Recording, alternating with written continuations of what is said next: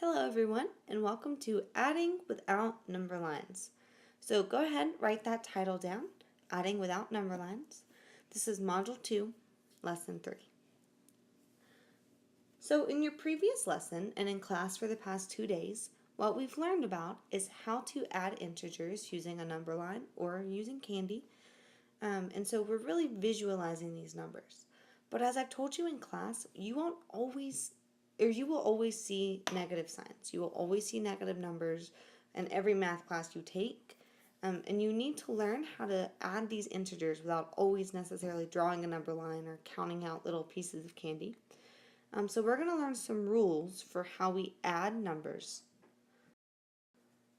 So our first rules, I think this one's the easier of the two, and it's what happens when we have the same sign. What that means is either both numbers are positive or both numbers are negative. Whenever we have the same sign, we add the absolute values and keep the sign. Remember the absolute value? I'm going to write it up here on the corner in red. I'm going to abbreviate it AV. You don't have to write this down. I'm just writing it up there just so you remember. If I have the absolute value of 10, I'm asking what is the distance of 10 from 0 on a number line, so that's 10. But if I ask you for the absolute value, oops, that's going to be hard to write in. If I ask you for the absolute value of negative 7, let's say, I'm asking you how far is negative 7 away from 0 on a number line. So that would be 7. Okay. So think about that as we're dealing with these numbers. If I look down here at my first example, I have 11 plus 24. So I add their absolute values. So the absolute value of 11 is 11. Absolute value of 24 is 24. 11 plus 24 is going to equal 35. And then it says keep the sign. So they're both positive. So my answer is positive.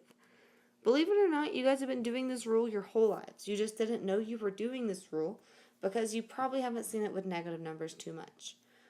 Also, if you need to show your work out to the side, so for this one, if you needed to do this to the side, 11 plus 24, 1 plus 4 is 5, 1 plus 2 is 3. So that's always acceptable because we will not be using calculators with this. Let's look at our second example, negative 20 plus negative 16. So it says add the absolute values and keep the sign. My absolute value of negative 20 is, I hope you guys know that that's 20.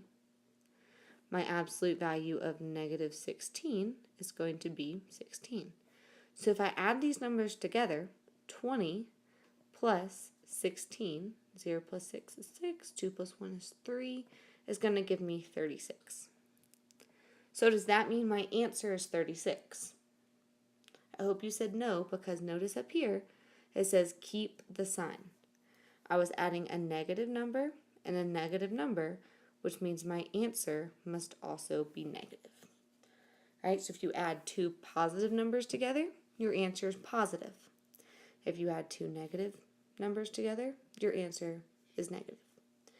If you have not done so already, please make sure you have the title written down, the bullet points, and both of the examples. You don't have to write my little thing about absolute value up here, but I do want what I've shown in green to be written down, please.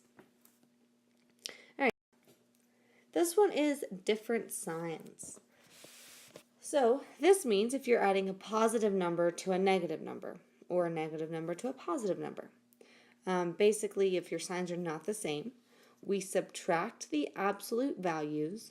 So we find the distance between those two numbers, the absolute values, I mean, and we keep the sign of the number with the highest absolute value. I know that sounds tricky and that sounds pretty wordy, but let's break it down with our first example. We have 30 plus negative 22. My first step says subtract the absolute values. The absolute value of 30 would be 30 the absolute value of negative 22 would be 22. Now, you do not have to write this every single time like I am on this video. I just want to show you where these numbers are coming from. So if I find the difference, so 30 minus 22, find the difference. I subtract them. 30 minus 22 is 8. So I'm going to start by writing my number 8. Now my second part says keep the sign of the number with the highest absolute value. So if I look at my two numbers right here with my absolute value, the highest absolute value is 30. And 30 is positive. So my answer is positive. Okay, and if you think about it on a number line, or let's think about it with the candies even.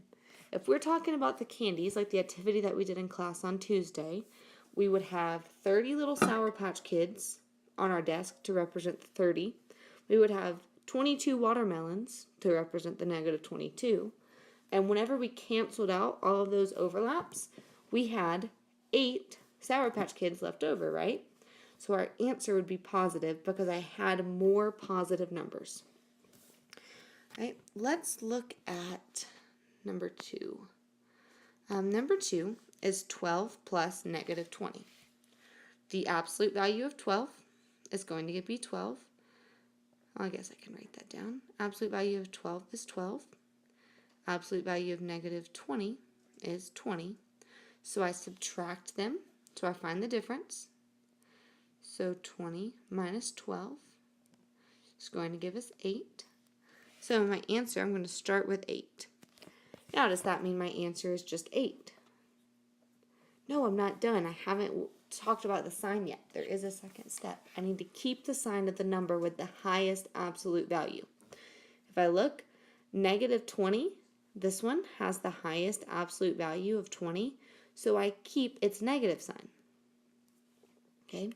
Again, think about the Sour Patch Kids and the watermelons. If I had 12 Sour Patch Kids laid out on my desk to represent this 12, and I had 20 watermelons to represent this negative 20, once they all canceled out, you would have extra watermelons left over, which is why our answer is negative. So now it's time for you to couple on your own. So you have 2 problems. I want you to please use the rules. It shouldn't take you long. Click pause and try these, please. Okay. Hope you tried those. I hope that they were kind of easy. If we look at number 1, we are adding 2 numbers with the same sign. Negative 12 plus negative 12. So whenever we have the same sign, remember that we add the absolute values. So our absolute value of negative 12 is 12. So we add 12 plus 12, which is 24, and we keep the sign. Our sign is negative. Whoops, that's a crooked negative sign. Let me fix that. There we go, negative 24. Again, I know I keep talking about this, but think about the watermelons and the Sour Patch Kids. This would be like adding 12 watermelons and 12 watermelons, which are negative numbers, to give us the total of negative 24 watermelons. All right, number 2, we have numbers with different signs. Remember, whenever we have different signs, we subtract the absolute values. The absolute value of 4 was 4. The absolute value of negative 15 is 15. So I subtract these numbers. Whenever I subtract these, I'm finding the difference between them. Okay, so I would do 15 minus 4, which would give me 11. So is my answer 11? No, our answer, we haven't done the second step. We have to keep the sign of the number with the largest absolute value. Negative 15 was our number with the largest absolute value of 15. So this negative sign is what we're going to keep. So my answer is not 11. It is negative 11. Remember what I told you guys. If you have the sign wrong, that means your answer is wrong. So you really have to pay attention to your negative signs.